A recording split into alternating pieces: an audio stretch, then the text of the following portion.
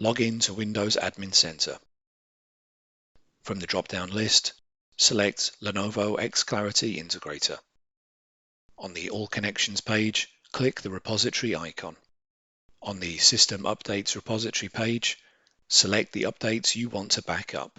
Click the icon with 3 dots and select Backup and then Backup Selection. The Backup Update page will be displayed.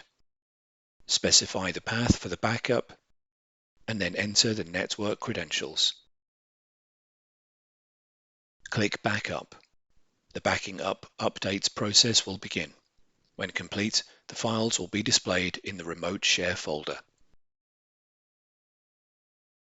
To restore specific updates from the Remote Share folder to the repository, choose the desired machine type and component.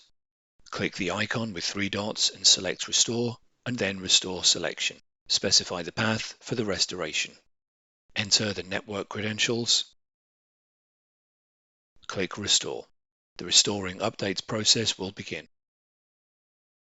When complete, the payload file status of the selected component will be displayed as downloaded.